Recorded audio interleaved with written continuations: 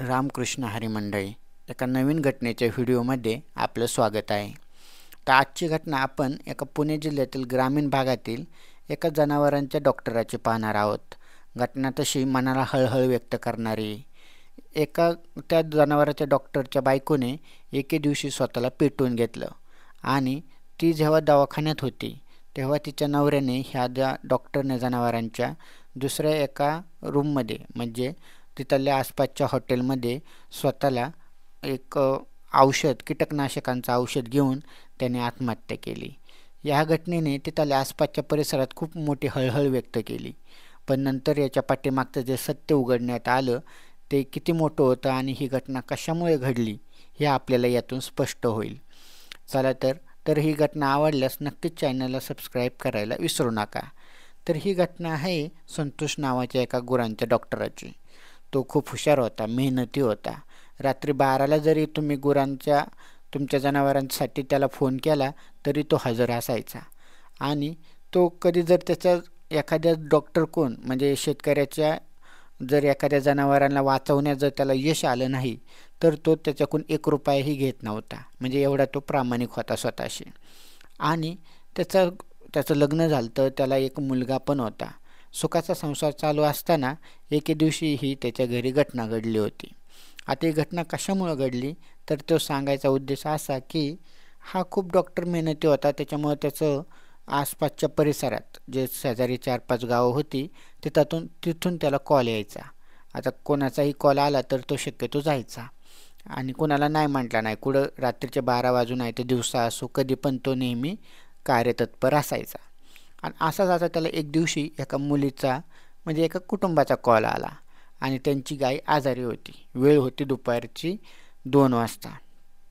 तो एकटाच होता आणि तो त्यांच्या घरी गेला. आता त्यांच्या घरी गेल्यानंतर ती जी मुलगी होती ती पण दिसायला खूप सुंदर होती आणि तिचं वय वर्ष होतं 18. म्हणजे ती 12वीचीच परीक्षा नुकतीच तिने दिली होती. पण ती मुलगी जरा विचित्र होती. म्हणजे तिला शारीरिक संबंधांची जरा ओढ होती. आता संतोष त्यांच्या घरी गेल्यानंतर ती मुलगी घरी एकटीच होती. तिच्या वडिलांनी यांची गाय लावण्यासाठी त्याला कॉल केला होता. पण तिचे वडील नेहमी आई आणि वडील हे कामानिमित्ताने लगेच शेतात निघून गेले होते. त्यांना वाटलं डॉक्टर काही लगेच येणार नाही, संध्याकाळी येईल. पण डॉक्टर आल्यानंतर ही मुलगी घरी एकटीच होती आणि तिचा भाऊ पण नेमका जॉबसाठी बाहेर गेला होता. आता त्याने त्याचं काम केलं.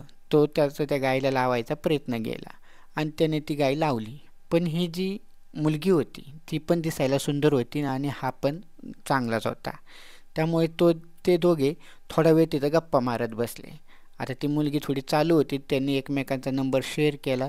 घरच्या नंबरवर तेव्हा तिच्याकडे मोबाईल नव्हता. पण हळूहळू जो तिने घरचा याच्यावर फोन बिन चालू केला आणि नंतर मग त्यांच्यात असंच हळूहळू फोनवर बोलणं, चॅटिंग करणं आणि त्यातून त्यांच्यात प्रेमसंबंध तयार झाले. आता ह्या संतोषचं घरी लग्न झालं होतं. त्याला एक मुलगा पण होता 4-5 वर्षाचा.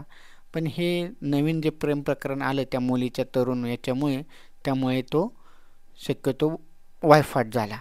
आता त्याच्यानंतर मग हळूहळू जेव्हा घरी ती मुलगीना तिच्या घरी कोणी नसायचं तेव्हा हा गुरांचं जनावरांचं हे करून निमित्त काढून तिच्या घरी जायचा आणि घरी ते दोघे शारीरिक संबंध प्रस्थापित करायचे. आता त्या मुलीचं वय खूप लहान होतं, एक 18 वर्ष होतं आणि याचं वय तर 25 वर्ष होतं. म्हणजे वयात तसा फरक होता बराचसा. पण शेवटी प्रेमामध्ये वय अंतर येत नाही तशी गोष्ट. आता मग त्यांच्यात बरेच दिवस शारीरिक संबंध चालू होते. आता त्यांना शक्यतो कोणाला डाऊट पण आला नाही कारण तो डॉक्टर खूप चांगला होता. त्याच्यावर शंका घेण्याचं कोणी कारण नव्हतं. किंवा याच्या घरी येतो. कधी ती जेव्हा कॉलेजला जायची 12वी पास झाल्यानंतर जेव्हा तिला बाहेर कॉलेजला घातलं तेव्हा डॉक्टर पण तिला गपचूप नेऊन दुसऱ्या एका हॉटेलवर लॉजवर घेऊन जाऊन ते शारीरिक संबंध प्रस्थापित करायचे. त्यातून ती मुलगी एकदा दोनदा गर्भवती पण राहिली होती. पण त्यांनी औषधं खाऊन तिला खाली करायला लावलं होतं. आता यांचे शारीरिक संबंध चालू असताना एके दिवशी ही घटना ह्या डॉक्टरच्या बायकोला समजली. कसा तरी तिने कधीतरी नवऱ्याचा मोबाईल हातात घेतला असं आणि त्याच्यातले हिचे जे मोबाईल व्हिडिओ कॉल चॅटिंग हे पाहून तिला धक्काच बसला. तिचा आपल्या नवऱ्यावर विश्वास होता. आता तिची तळपायाची आग मस्तकात गेली कारण डॉक्टर ती पण चांगल्या घरातली होती, हा पण चांगल्या घरातली, घरची परिस्थिती खूप चांगली होती यांच्या. पण तरी आपला नवरा असं करू शकतो याच्यावर तिचा विश्वासच बसला नाही. त्याच्यामुळे तिने तिथेच घरात जे रॉकेल होतं 2-3 वर्षापूर्वी का पेट्रोल डिझेल ते अंगावर ओतून स्वतःला पेटवून घेतलं. आता स्वतःला पेटवून घेतल्यानंतर तेव्हा डॉक्टर बाहेरच होता. घरच्यांनी कसं तरी तिचं पाणी टाकून ते विझवलं आणि तिला हॉस्पिटलमध्ये दाखल केलं. आता जेव्हा तिथलं शेजारच्या हॉस्पिटलमध्ये गावातल्या ॲडमिट केलं तेव्हा डॉक्टरने ती बऱ्यापैकी जळाली होती आणि तिला बाहेरच्या पुण्याच्या डॉक्टरच्या हॉस्पिटलला न्यायचं सांगितलं. मग त्या ॲम्ब्युलन्स करण्यात आली, त्यात बराचसा वेळ गेला आणि तिला पुण्याला नेऊन तिला ICUमध्ये ठेवण्यात आलं. आता ह्या मुलीच्या प्रकरणावरून म्हणजे त्या डॉक्टरमध्ये आणि त्याच्या बायकोमध्ये यापूर्वी वादविवाद व्हायचे. म्हणजे तो हाणायचा नाही शक्यतो, पण त्यांच्यात शेवटी शिव्या देणं या प्रकरण इथपर्यंत त्यांची भांडणं जायची.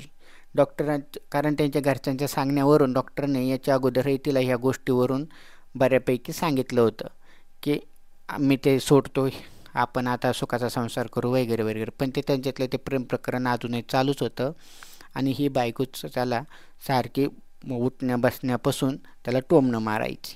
त्याच्यामुळे डॉक्टरचं आणि तिचे सारखी भांडणं व्हायची. मग ह्याच घटनेतून एक दिवस त्यांची भांडणं झाली आणि तिने स्वतःला पेटवून घेतलं. आता ती जेव्हा ICUमध्ये होती तेव्हा डॉक्टरला ते सहन झालं नाही किंवा हिला जर झालं तर पोलीस आपल्याला जबाबदार धरतील, समाज आपल्याला जबाबदार धरण. ती जवळजवळ 90% भाजली होती आणि आता ही तिची वाचायची काहीच शक्यता नव्हती. त्याच्यामुळं तिथंच असलेल्या एका लॉजवर जाऊन डॉक्टरने स्वतःला सुद्धा कीटकनाशक पिऊन स्वतःला कोंडून घेतलं. आता बऱ्याच वेळानंतर सुद्धा तो डॉक्टर बाहेर आला नाही, म्हणून लॉज मालकाने जेव्हा ते रूम दरवाजा उघडला तेव्हा तो त्यात मृत अवस्थेत सापडला. आणि इकडे सुद्धा ज्या रात्री तो तिथं झोपला होता त्या हॉटेलवर औषध पिऊन, त्याच्या दुसऱ्या दिवशी सुद्धा हा जेव्हा सापडला त्याच्याच दुसऱ्या दिवशी नेमक्या त्याच टायमिंगला याची बायकोसुद्धा हॉस्पिटलमध्ये मृत्यू पावली. म्हणजे ही जी खरी घटना आहे की शेवटी ह्या दोघांचा मृतदेह एकत्रच आणि एकाच चितेवर जाळण्यात आला.